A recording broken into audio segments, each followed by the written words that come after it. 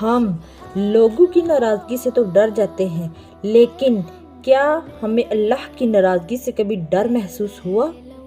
ترمذی شریف کی حدیث ہے، نبی پاک صلی اللہ علیہ وآلہ وسلم نے فرمایا کہ جو شخص لوگوں کو راضی کرنے کے لیے اللہ کو ناراض کر دے تو اللہ تعالیٰ بھی ایسے شخص کو لوگوں کے حوالے کر دیتا ہے، اور جو شخص اللہ تعالیٰ کو راضی کرے اللہ تعالیٰ ایسے شخص کے لیے لوگوں کے دل پھیر دیتا ہے۔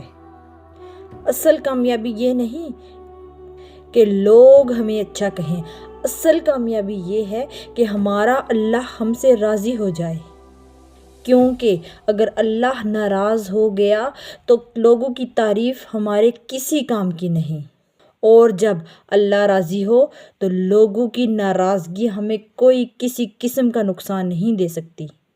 آج ہمیں فیصلہ کرنا ہے کہ آیا ہم اللہ کو راضی کریں گے یا لوگوں کو راضی کریں گے۔